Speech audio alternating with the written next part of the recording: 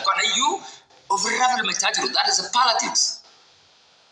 Kenya garuu callisee rafa inni aangoo qabu inni sirna qabu. Hadda osoo aangoo qabu jechuudha biiroo mootummaa keessa taa'ee callisee muga yoo ta'e jedhe boru uummanni kun osoo carraa argatee aangoodhaan masaraa mootummaa seenee jedhe uummata kanatti maal gochuu deema waan jedhu tilmaama. Think guys. Yartuuf gantuuf diina jechuudha gaafa isiin ilkee baaftu yoo irratti kutu ta'e gaafa baaftee dhutee si oofiti. Mootummaan dhugumatti osoo qalbii qabaate uummanni kun sadarkaa kanatti mootummaa kana 4 kiiloo dhufee tumuudhaaf humna dhabee qiinii uummata kanatti baachaa jira jedhee dura bu'ee kan iyyee uummata kakaasuu danda'u qabu ture mootummaa federaalaa mootummaa naannootii fi tika mootummaa ture sila kana kan raawwachuu qabu. Obsi uummata kana mootummaa kana wanti waan tokko duubatti hafin jiru waan gochuu qabu hunda godheera uummanni kun mootummaa kana still dantaa qabaataan jiran. Tarii waraana harkaa qabanuun tarii humna harkaa qabanuun akkuma baratame aadaa kaleessaarraa dhufe hidhuu ajjeesuu gidirsuu biyya dhaabbiitu namni du'aa jiru kana keessatti hidhaa ajjeechaa uummanni sodaatu hin jiru dhugaa dubbachuu no one can wallahi anarraa kaasee jechuudha lubbuu isaatii dantaan qabu namni dirqama hanga guyyaa rabbiin guyyaa isaa isaaf kaa'utti addunyaa kanarra sababa dhufeef hin guuttadha jechuudhaaf tariiti jireenya isaa kana sarvaayiv gochuudhaaf jiraata malee sadarkaa kanatti rakkoo nammaatti gaafa gola isa seentee jette mana keessa galii rafa kan jiru natti hin fakkaatu. Waraanaan ammoo mootummaan uummata guutuu walitti tumee reebee hanga fedhii kontinentaa irra jedhu hin jiru gonkuuma hin jiru addunyaa amma jiru kana keessatti. It is 21st century. It's impossible. Hanga danda'anuun waan kana ariitiidhaan deebii itti kennanii revenge godhanii uummata kana afaan hin qaban yoo ta'e fokkuun mana gahu Oromoo irratti osoo raawwatu mootummaan ammas akkuma barteessaa uummata kana barattoota kana geessee hidhee tumee reebee mana barnootaatti ari'ee waan matii beelleefiin kan isa gochaa turte 2015 keessa dhaloonni jirtan ni anatti yeroo maasar pilaanii dhaloota sana keessaa tokko waan hin ta'eef annan beeka idduun keessan ni beektu asirraa kan jirtan. Maal jedhaa ture abboo isaa ayyee maasar pilaaniin hojiirra oole jedhee Finfinnee naannoo Finfinnee kana guutuu sabbataa sulultaa galaan Finfinnee jalatti hammatamaa moojuli jedhu baasanii gaafa gad fidanii jedhanu OPDO keessaa kan dhiiga qabdu kan oromummaa qabdu kan sabboonummaa qabdu yeroo sana nayyaa dha takkala uumaa bantii Adaamaatti walgahii taa'ame irratti beellee fi hojii jechuudha maasar pilaanii irratti istiilan kabaja guddaan qabaaf takkala uumaati. Namicha sana qofatu ol ka'ee gonkumaa raawwatu abboo isaa ayyee waldaachuun xallaachuun maasar pilaan itti gabbaraale yeroo inni jedhu. Dhaloonni qeerroo yeroo sana yeroo kaatu yuunivarsiitii irraa yeroo waccitu tuffatanii jechuun akka dhuunfuu looniitti funyaan osoo hin qabatin hojii isaaniitti fufuuf yaalanii turan. Finally they can fail. Eessayyuu gahuu hin danda'an. Uummanni kun ammas mootummaa kana sadarkaa isaaniitti osoo hammeessee sadarkaa isaaniitti osoo irratti okkora kaasee sadarkaa isaaniitti osoo jibbiinsa hammaataa ta'e gabbuudheen ba'in indee lubbuudhaan jiraachuudhaaf dirqama indee abbaan ilmanni isaa eeboo wayitatti deemu ilmi kee eeboon si waraana wayitasitti dhufu na waraana ilma kee jettee qoma bal'itteetti teessa isa oromummaa waliin qabaatamu miti.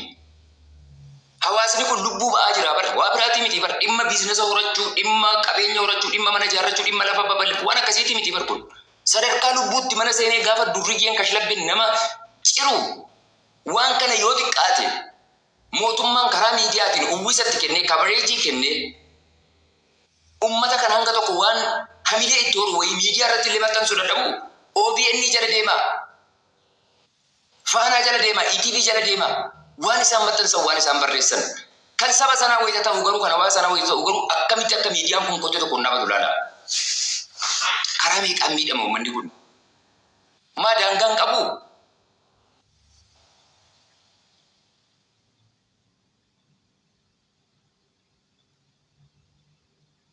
Qaama isaan adda sababa oromummaatiin hawaasa akkas gochaa jiru kun osoo boruu humna jabeeffatee dhufee mootummaa kana bakkaa kaase biyyee kam kan lixanii uummanni kun warra maangoorra jiru kun warri maqaa oromootiin hadda oromoon sababa isaanii dararamu kun faayidaan itti hafee eessa deemu bakka kamiyyuu seenan yoo xiqqaate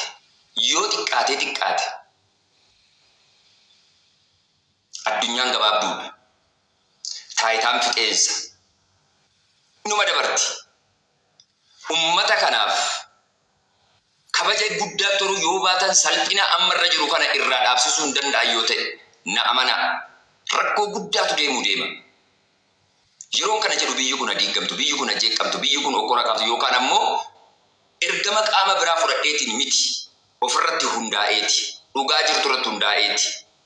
Qaama kamiyyaarraayyuu paartii kamirraayyuu ergama yookaan ammoo falaasama wanti fuudhee deemu gonkumaa hin jiru. Ana dabalatee qeerroo miliyoonotni biyya keessaa iyyuu kun jechuudha. Isinii galee hanga dandeenyu mootummaan gaafa hojii gaggaarii hojjetu hojiin kun gaariidha jabeeffamuu qaba jennee jala deemnee harka rukutaa jirra. Daabboo isaanii moo bishaan isaanii qarruu tokko harkaa fudhachaa jirra yookaan faayidaa argachaa jirra. No saniif miti kaleessa sanaaf hin jiraanne hadhallee sanaaf hin jiraanne borullee sanaaf hin jiraanne arganuu dhabnu dafqa keenya waan jiraannu hin jiraanne jechuudha. Garuu mootummaan kun hanga aangorra jirutti ummata keenya qotee bulaa keenya ummata miskiina sadarkaa kanatti tuffatamee salphifamaa jiru kana baraaraadha.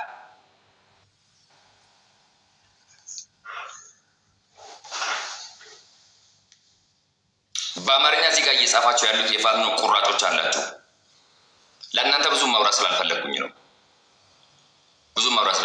ነው። በእናንተ ጥንካሬ አይደለም ህዝባችን እየታረደ ያለው በኦሮሞ መንግስት ቸለኝነትና ንቀት ነው። ለእናንተ ያለው ንቀት ማለት ነው።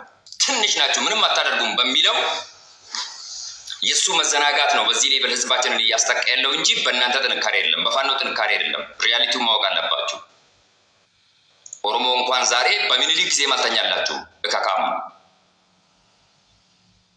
ጠጃምና ሰካራም ተሰብስባ መንግስትን ገለብጣለሁ የኦሮሞን አጠፋለሁ ጋላን አጠፋለሁ ብላ ስለተነሳ ስለተንጫጫች ተልባ ቢንጫጫ ባንድ መቆጫ የሚባል ነገር አለ።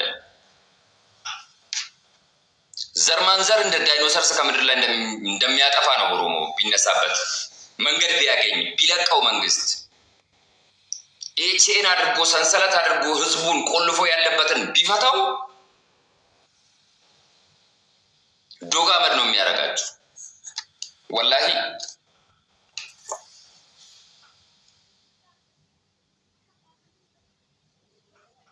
ነግበኔ የሚባል ነገር አለ። ትናንትና ወለጋ ላይ ንጹሃን ሲታረዱ አማራ ስለሆነ አይደለም ኦሮሞ ስለሆነ አይደለም እኔ ሰው ስለሆንኩኝ ብቻ is wrong። ሲቪሊያንስ መጎዳት የለባቸው። የታጠቀ ኃይል እርስ በርስ ወገቡን ተከሻውን ይለካካ። I don't give a shit. It's not my business። አቅም ያለው ይምራ። መቼም ኢትዮጵያ ጉልበተኛ ሀገር እስከሆነ ድረስ ማለት ነው። በታሪኳም ያለው ነባራዊ ሁኔታም ያ ስለሆነ ከዛ ውጪ ጠጃምና ሰካራም ተሰብስቦ ግሩፕ ፈጥሮ ንጹሃንን እንደ እንስሳ እያረደ እየበላ ፋኖ ይሄንን አያደርግም ኮመንት ስር እየርሽ ታሽቃብጫለሽ። ወለጋ ላይ አረንጓዴ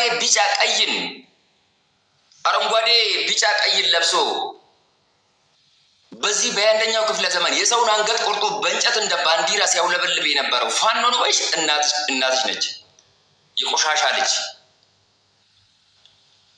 አንዳንዴ ንቀትን እያወቃችሁ ንቀትን ደግሜ ነው የምነግራችሁ።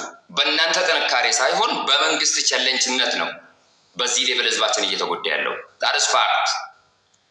ላቦር ሄ ተረዳሽ? ዋጋሽን ደግሞ ታገኛለሽ። እንደዚህ ስል ንጹሃን ይታረዱ አይደለም። ህዝባችንን በዚህ ሌቭል ያዋረደው ፋኖ ስሙን መጥራትን እንደ ኃጢአት ቆጥረ አፈ ምላስን አስረ እንደምትቀመጥ ይህ ልጅ ምን አለ በለኝ። በቅርብ ጊዜ ነው የምታየው እያንዳንድሽ ወላሂ in short time በአጭር ጊዜ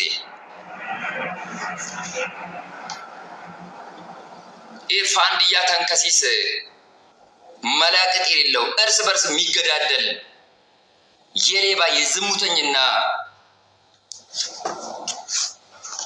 የመሃይም ጥርቅም ሸፍቶ ጥግ ይዞ ሲማሽ በሰው ቤት ገብቶ በደሃ ቤት ገብቶ ሰውን የሚያርደው እውነትም ጀግና ከሆነ ወንድ ከሆነ እንደ ለምን ጉጭ ወጥቶ አይታጠቅም? አይፋለምም?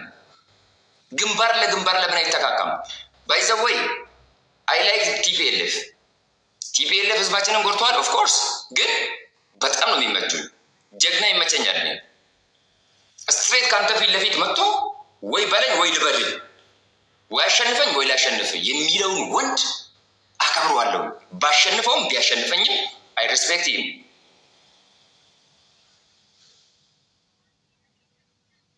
ምክንያቱም ፋኖ ማለት አረመኔ፣ ሰው በላ፣ ጨካኝ፣ ቆሻሻ፣ ወሰክ በኢትዮጵያ ውስጥ የሚኖር ሰው መሳይ ዳይኖሰርስ ነው።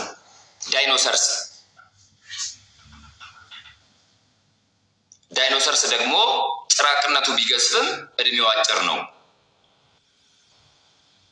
he would fail። ታይልሽ እያንዳንድሽ ዛሬ ላይ እየሳቅሽ ኮመንት ስር እየሄድሽ ጋላ ሞተ፣ ፋኖ ጀግና፣ ፋኖ ምናምን፣ ፋኖ ኪንግ፣ ፋኖ ምናምን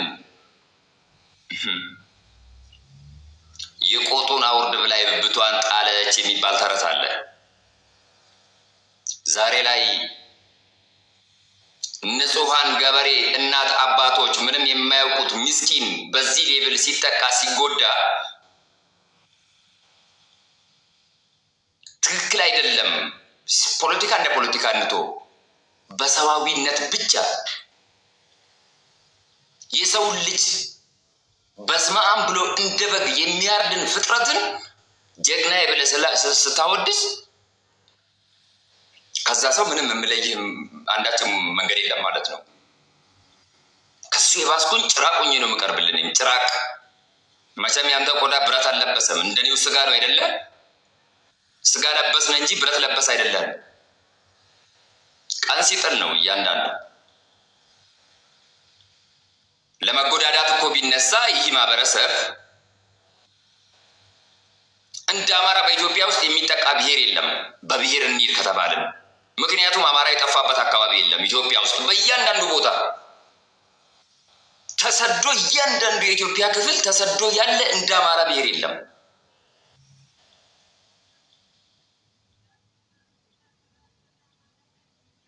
ተረዳችሁ?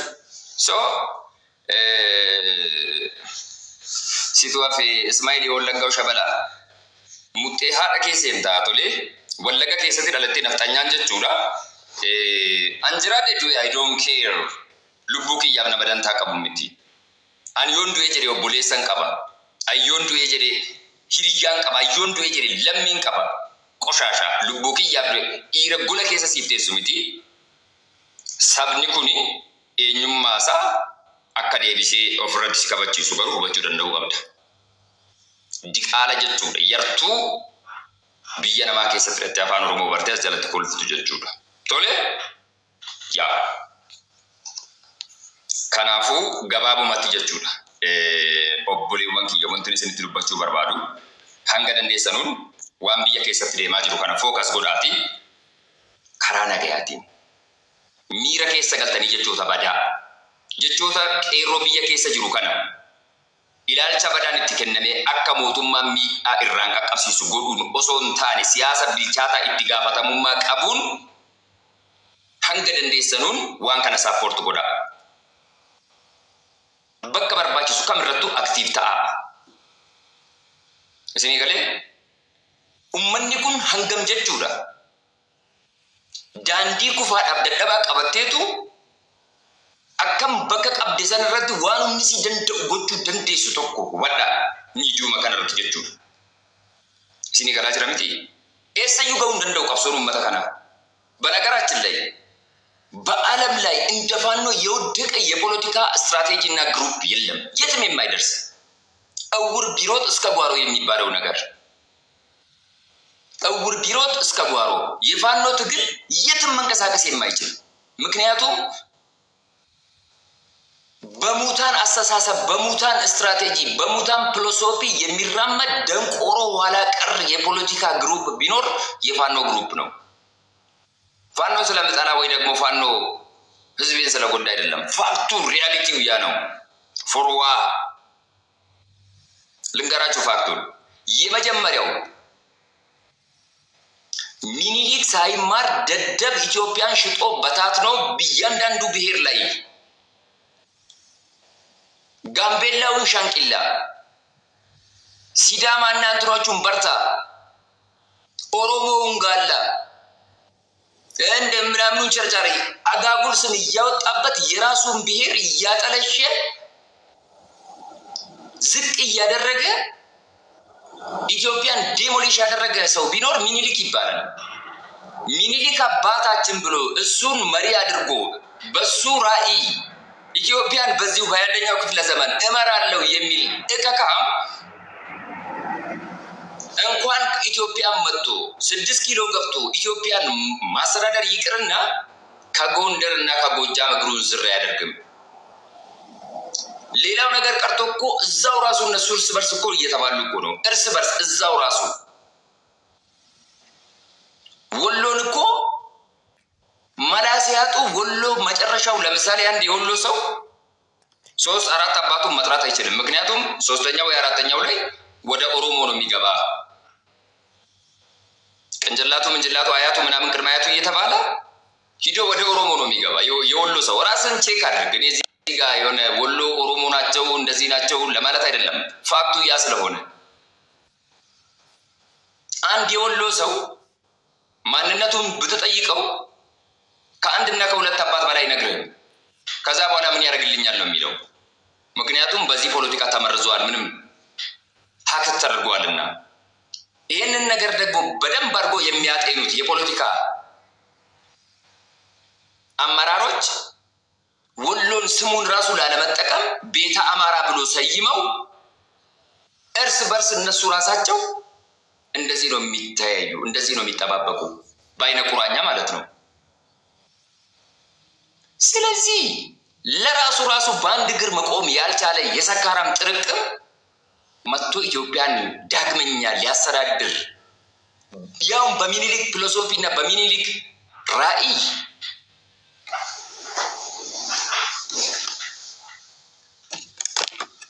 ፋኖ እንኳን ኢትዮጵያ መጥቶ 6 ኪሎ ገብቶ ኢትዮጵያ ማሰረር ቀርቶ ደብረ ሲናን ካለፈ ጀግና ናቸው ብዬ ነው ማጨበጨበው። ላይቭ መጥቼ ወላሂ ላይቭ መጥቼ they are hero ብዬ ቆሻሻ። እኛ አሁን እየወቀሰን ያለው የግላችንን መንግስት ነው። በራሱ ቸለኝነትና በራሱ ባለመንቃት በዚህ ደረጃ በቀን ሳይሆን በምሽት መጥተው ምስኪኑ በእጁ አንዳችም ነገር የሌለውን ገበሬ የሚጎዳን ወረወላ እንዴት መልስ አይሰጥም በሚለው ነው እንጂ እኛ አሁንም ቢሆን የኦሮሞ ህዝብ ቄሮም ከአንድም ብሔር ችግር የለበትም። ትናንትናም ሲያደርግ እንደነበረው ከየትኛውም ብሔር ይሁን የራሱን ህዝብንና የቄሮን ስትራቴጂና አካሄድ ለማደናቀፍ ከፊት ለፊቱ የሚቆምን ኃይል ራሱን ይከላከላል። ይህ ፋክት ነው። ከዛ ውጪ ግን የትኛውንም ብሔር አታክ የማድረግ ዓላማ የለውም። ትናንትናም አላደረገም፣ ዛሬም አያደርግም፣ ነገም የማያደርገው ነገር ነው ማለት ነው ባጭሩ። አሁን እያልን ያለው ወንድ ከሆንክ ፊት ለፊት ሂድና ግጠም፣ ተዋጋ። ምን ፋኖ ኦልሞስት ለ2 ዓመት ይሄ መንግስት የቲፒኤልኤፍ መንግስት የቲፒኤልኤፍ የፖለቲካ ፓርቲ ከኢትዮጵያ መንግስት ጋር ሰላም ፈጥረው በእርቅ ጉዳዩን ጨርሶ ጦርነቱን አቁሞ አገሪቷ በሰላም ለመንቀሳቀስ በምትንገዳገድበት ወቅት አሻፈረኝ ብሎ ጫካ የገባው የሸፈተው ፋኖ ከዛ ጊዜ ጀምሮ እስካሁን ድረስ ዛሬ ቤተ መንግስት ገባው፣ ነገ ቤተ መንግስት ገባለሁ፣ 24 ሰዓት ብቻ ጠብቁኝ ቤተ መንግስት ገባለሁ። የደንበጫ አረቄን እየጠጣ አንጎሉ ሲዞር እዚህ ጋር መጥቶ የሚዘባርቀው የቆሸሸ ቅርሻቱን መጥፋት ሳይሆን እያሳዘነን ያለው ንጹሃን ምንም የሚያውቁት ገበሬዎች እንዳይጎዱ እንዳይጠቁ ለሚለው ነው። አማራ ሆነ ጉራጌ ሆነ ትግሬ ሆነ በጣም የሚገርመኝ ነገር ቢኖር በጣም የሚያሳዝነኝ ነገር ቢኖር የፋኖ የምትሉት ይሄ የጀዝባ ስብስብ መሪ አልባ የሆነው የፖለቲካ ፓርቲ እስኪ የፋኖ መሪ ማን ነው ብዬ ብጠይቅ ማን ብለህ ትመልስልኛለህ?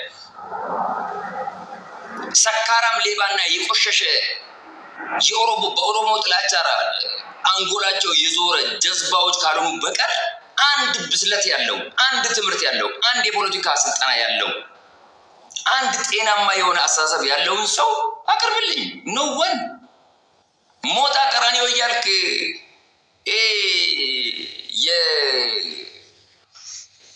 የራይድና የዩበር ድራይቨር እና ዮኒ ማኛ ከረምቡላ ጆተኒ በእነሱ አይደል የምትመሩት? የፋኖ ጉዳይ አይደለም። በጣም አእምሮአችንን እያቃጠለ ያለው የመንግስታችን ኬርለኝነት ነው።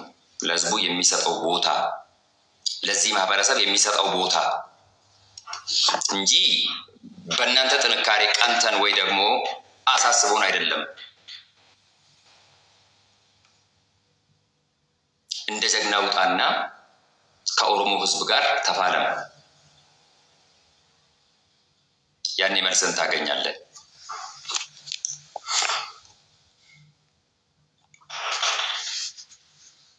አንድ ነገር የታዘብኩኝ ነገር ቢኖር ምን ያክል የአማራ ህዝብ ለኦሮሞ ማህበረሰብ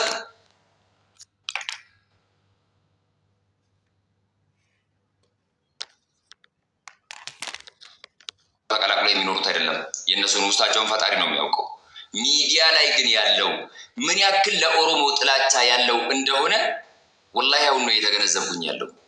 በጣም በጣም የሚያሳዝን፣ በጣም የሚያሳፍር፣ በጣም ኢትዮጵያዊ ነኝ ተብሎ መናገር ራሱ ኃጢአትና ሀፍረት እንደሆነ እንዲሰማኝ እያደረገ ያለው ነገር ቢኖር በዚህ ትናንትናና ከትናንትና በስቲያ በተፈጠረው ጉዳይ ነው። በጣም እየዘገነነኝ ያለው ምን ያክል የሰው ልጅ አረመኔነቱ ደረጃው ምን ያክል ከፍ እንዳለና አስፈሪ ጊዜ ውስጥ እንዳለን የሚያመለክት። እንዴት ሰዋዊነት አይሰማውም የሰው ልጅ እሱም እኮ ስጋ ነው የሚለብሰው። የወለደች እናቱ የአንድ እናትን ጡት ጠብተው ያደጉ እህቱ ወይ ደግሞ ወንድሙ እንደ እንስሳ በመጥረቢያ አንገቱ ሲቆረጥ ጋላ ነው በስማም ብለ እረደው ሲባል ሰዋዊነት የማይሰማ ከሆነ ብሮ ማይ ሲስተር ዩ አር ትራሽ፣ ቆሻሻ ነህ። ይሄ ፖለቲካ አይደለም።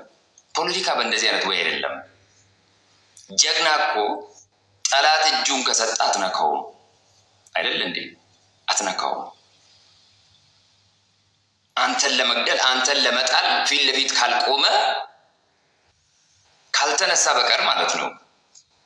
ይሄ ሽንታም መሆናችሁን፣ ፈሪ መሆናችሁን፣ ቆሻሻ መሆናችሁን የሚያመለክት ነው እንጂ ያቺ አሮጊት ያቺ ጨቅላጻ ምንም የማታውቀው ያውም ቀን አይደለም በጠራራ በድብቅ ጨለማ ቤት ውስጥ ገብቶ የተኛን ሰው ማረድ ይሄ ጀግንነት፣ ይሄ ወንድነት አይደለም። የሚፎከርበት ነገር አይደለም። ገባ? የሚፎከርበት ነገር አይደለም። ይሄ ህዝብ እኮ በእጥፍ ለእናንተ ለመመለስ ምንም የሚከብደው ነገር የለም። በጣም የሚቀለው ነው። ከኦሮሞ ጥሻ ከኦሮሞ ጉራንጉር ውስጥ አይጠፋም አማራ ማህበረሰብ። ኢትዮጵያዊ ናቸው፣ ወንድም እህቶች ነን ብለን ነው አብረን የምንኖረው ያለው ሪያሊቲ። እሱ ለዚህ ማህበረሰብ ክፋትም ኖረው አልኖረው ፖሊስ ማሚወልከው ሪቬንጅ እንደራረግ እንበቃቀል ቢባል እናንተ አንድን ስትገሉ ኦሮሞ 101,000 የመግደል በጣም የሚቀሉት ብዙ መንገዶች አሉት። ብዙ መንገዶች። እውነትም እናንተ ሰዋዊነት ቢኖራችሁ ይህ ነገር ሂዶ ነገ እናቴን አባቴን ይደርሳል ብለህ ታስባለህ ነበረ። ጭንቅላት ቢኖር ጭንቅላትን ቂጥ አድርገህ የምትቀመጥበት ደነዝ ብትኖር የፋኖ ጥርቅም ነህ ማለት ነው። ጭንቅላት እንደ ቂጥ የምትቀጣቀምበት ቆሻሻ ማለት ነው። ከናፉ መተከኛ gabaabumatti ummata kana ittiin tusdiiftus jechuudha. Gudeeda haadha bahee nama mormuu danda'udha. Haadha keessaa bahee haadha gootii miti ummata mormuu. Haasaa ummata kana dhaga'uu dhiiftanii. Filosoofii adeemsa ummata kana dhaga'uu dhiiftanii. Aaruu dhiiftanii. Xiiqeffataa ta'a. Dhaloota xiiqeffataa. Hanga dandeessanii tolus badus mootummaan amma aangoorra jiru kan Oromoota hanga jettanitti. Akka isaan dammaqanu karaa humni keessan danda'u kamiinuu keessattuu qeerroo biyya keessa jiru caalatti. Hawaasa biyya jiru keessa caalatti sagaleen keessan dhiibbaa guddaa qaba. Maalitti yoo jettan tokkoffaa biyya seef taate jirtu. Lammaffaa biyyoota addunyaa wajjiniin hidhata qaba biyyi kun. Sagaleen keessan dabaree laa'ol ta'aa deemuun carraan jechuudha addunyaan garagaraa dhaga'uutii fi biyya kana gaaffii keessa galchuu waan dhufuuf yeroon kana jedhu biyya kanarratti immoo addunyaan biraa dhiibbaa haa uumuu rakkina haa uumuu miti. Attenshinii hawaasa kanaaf akka kennaniif bakka rafanii dammaquu danda'u. Kaadireef kaabinee maqaa mootummaatiin hawaasa nagaa gaaffii sirnaa gaafatu uleen tumuu fi reebdee mana keessa galtee ittiin dugdee bashannanuu malee dantaa uummata kanaa dhabde dammaisuu danda'a. Wantoota akkasii irratti xiyyeeffadhaa. Please ajandaa hiikan qabne waan hiikan qabne yeroo keessan hin gubinaa. Wantoota baay'ee jechuudha hawaasa keessan gargaaruuf isin fayyadu hedduu harkatti baattanii teessanii garuu hirraftu garuu waan hiikan qabne irratti yeroo dabarsitu. Blookiin godhina namoonni sirraa blookii gochaa jirtanu. Ifaan nuti rakkaman blook እንዳታደርጉ ይቀመጥና ያድምጥ. መቼም ጭንቅላት የለውም ቂጥ ነው የሚጠቀመው በጭንቅላት ፋንታ በቂጡም ቢሆን እየፈሳ ያድምጠው ይቀበል። ሚውት አድርግ አትበውልግ ሚውት ይጎዳን ቦሎኪና ቡዜ አንቺ ሰገራ አፍ ሚውት ተደርገሻል ቁጭ ብለሻል መቼ ንቅንቅ እንዳትይ እወጣለሁ ብለሽ ውርድ ከራስሽ ቆሻሻ ከናፍ ጀቹን hanga dandeessanuun humni keessa waan danda'e bakka barbaachisaa ta'etti hawaasni kun yeroo isin barbaadu irratti shoora keessan baadhaa. Ijoolleen hedduun amma yuunivarsiitii Arsii irraa fi akkuma sana mattuu keessatti kanneen baan hanga tokko qabamanii hidhamanii wanti jedhu jira. Mootummaan biyya bulchusi hidhaanii fi dararaan ajjeechaan uummata gadi hin deebisu waan tokkoon hubachuu qabdan. Addunyaa qaalee kana jireenya qaalee kana keessatti manadhaa keessatti nama qallabu deebi'ee ekonomii biyyichaatu gad buusu waan akkasiisan gochuurra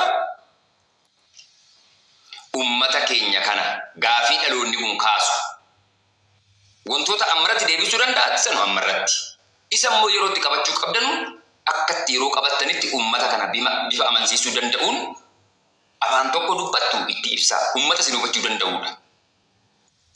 Tuffiinii fi maal fiddiin tuffee tuffatantu nama ulfeessa jette gursummaanii jedhan tuffiin eessayyuu nama hin geessu. Meebii anana hidhuu dandeessu. Meebii fakkaatoo tokko warra biyya keessa jiru hidhuu dandeessu. Tumuu dandeessu. Ajjeesuu dandeessu. Sun immoo waan jijjiiruu hin qabu. Aljaziiraan tokko hidhameedhaaf. Aljaziiraan tokko du'eedhaaf. Aljaziiraan tokko gidirfameedhaaf. Hawaasa miliyoonotaan isinii miti mootummaan dhufaa darbaan tumee dadhabee ofii hifatee dhiisee keessaa galee jedhe dirqiinis ta'uu fedhiin isinii galaa jira miti. Mootummaan kamuu uummata gadi qabuu hin danda'u. Gaafii hawaasaa karaa sirnaatiin dhufe karaa sirnaatiin deebisa. That is the way. Daandii ittiin rakkoo kana fix gochuu dandeessan sana qofadha.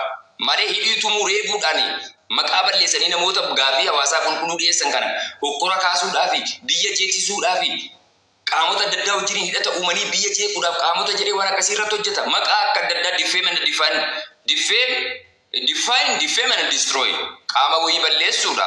Maqaa adda addaatti moggaasanii hidhuu reebuu ajjeesuuni furmaata fidu.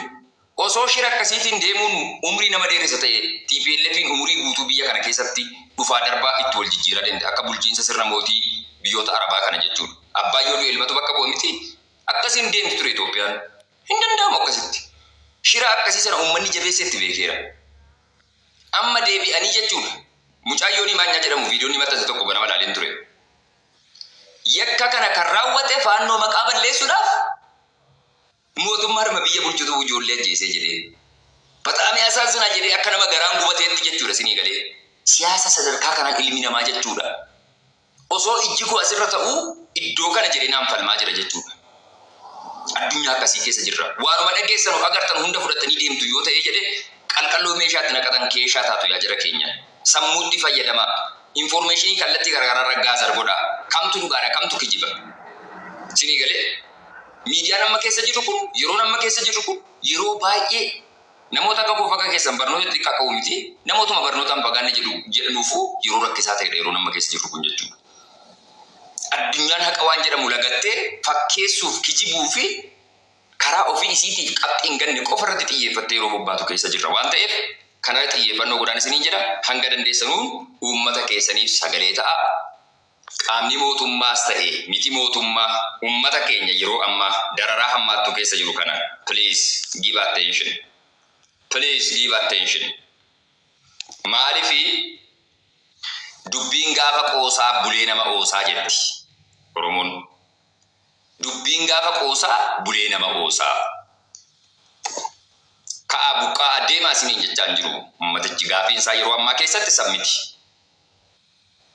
Ummata sababa isin aangorra jirtanuuf hanga simbira qaqqabutti afaan isaa ibidda nyaatu kanaan ummata nagaa dhiiga xuuxee akkasitti cafacafu kana laalessaati garaa ummata kanaa qabbaneessaadha kan jedhamtan. Kana gochuun dandeessan yoo ta'e ummatichi ofirraa godha daandii banaa godhaafi. Daandii banaa godhaafi. Waa biraa miti ummata daangarra jiru qofaaf mootummaan kun seera qabeessaan waraana fuudhee osoo itti kenne. Wallaahi faannoo miti.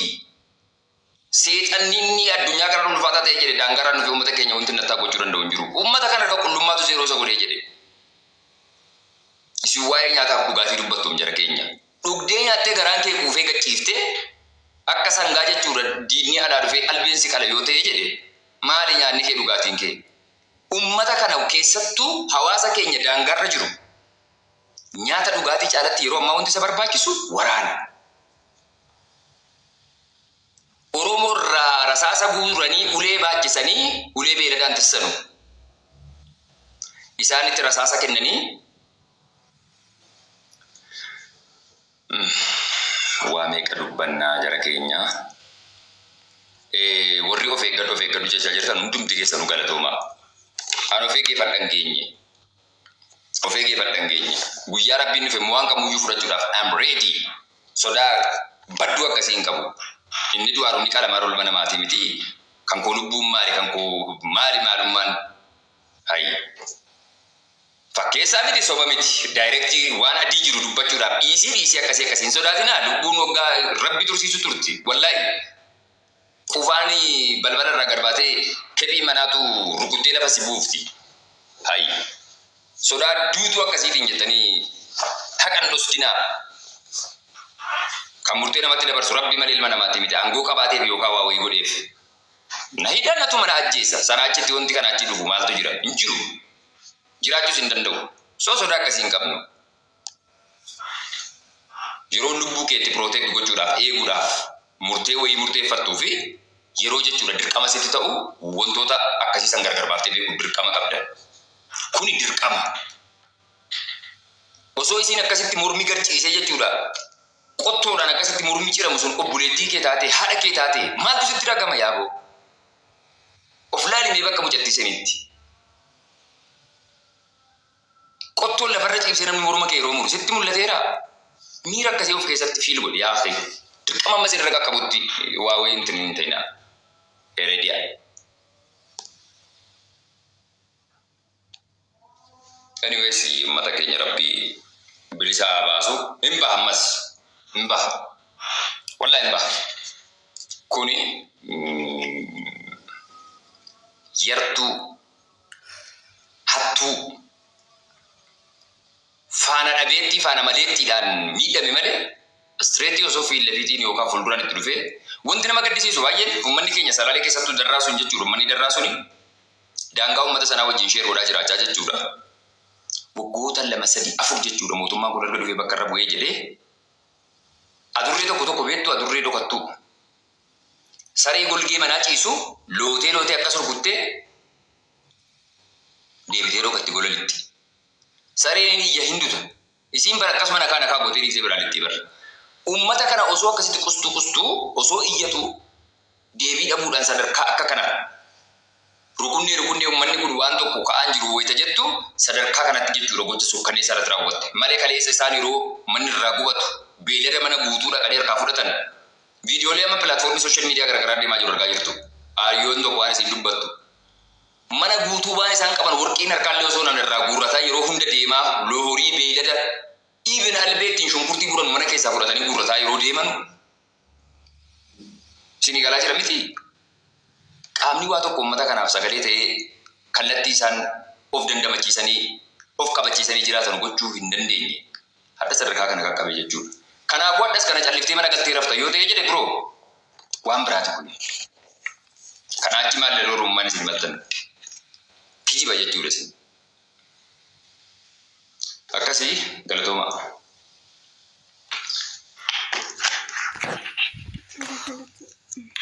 Galatooma ganna cooma. Kanaafi please ummata keenya kanaaf ammas deebii akka kennamu humni keessa waan danda'u kamiinuu biddeena yoo taate aangoo irraa kaatus numa nyaata. Maalaan aangoon qabaa fi nyaadhee bulaa jira agabuun bulee beekaa anuu sadarkaa xiqqaa keessa jiraachaa waan tokko jechuudha. Manni guddaa na toratte qabeenyi guddaa na toratte konkolaataa leejerii natti bitatte yoo lubbuun jiraatteedha kan ooftu kan keessa raftu kan keessatti bashannantu kan keessatti maatii horattu. Eenyummaa keetiin osoo ati hin beekne halkan lafti nagaa biyyi nagaa jettee raftee diinni eenyummaa keetiin dhufee biyya jechuudha qottoo morma si kutu keessatti calliftee ilaalta yoo ta'e jedhe nagbanee ta'a wantichi boodus irratti haaphan ta'a. Cubbuu haala gannu kanuman jechuu barbaada. Wanti keessan jira jara keenya wanti jettanu jira wanti hafee jechuudha. Qeerroo hiiktan barattoota hiitan nu hiikaa kanuma wanti amanaa isiniin jennu hiikaa. Tola biraa nu uumuu yoo dadhabdanii barattootuma kanallee jechuudha. Barnoota isaanii irraa danquutinaa hiikaa.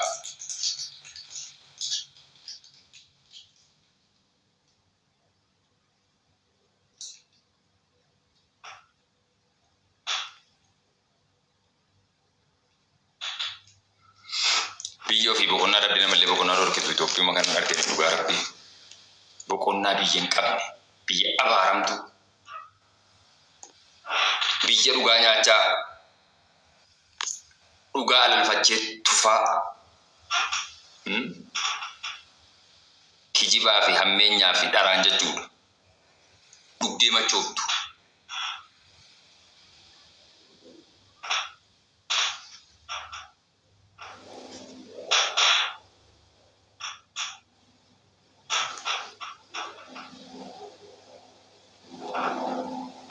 Saree masjiida lixee taa'e sabichi garatti baqatu dhabee eenyutu akka iyyatu dhabee wallaahi isa bosona jiru ni deebee kootii na qaqqabe akka hin jenne lafa nagaa xiqqeetii mangistii wajjiniin mootummaa wajjiniin dibbee rukutta jedha inni waa biraasitti yaada. Ajaa'ibaa bara. Isa biyya bulchuun akka waa tokko hin jenne uummata kanaanatu hidhata wayii qabda ergama qabda kaayyoo biraa qabda jedhe. Isa ollaadha jedhee itti deemee lakkii rakkoo akkasiin na qabatee na qaqqabee akka hin jenne inni ollaa sadarkaa kanatti gad baasee jira. Cubbuu hamma naga'u biyya keessatti fiiguu Itoophiyaa kana hin furamu wanti hin furamne hin jiru. By the way akka ammaa fookas gootanii sammuu keessan biizii gootan miti. Wallaahi wanti ulfaataan akka kakawwee jechuudha. Kakawwee gannaan beektu miti. Lafti kun calanqeedhaan balaceedhaan wanti hundi raafamee wayita jedhu waan bonni dhufee aduun ba'ee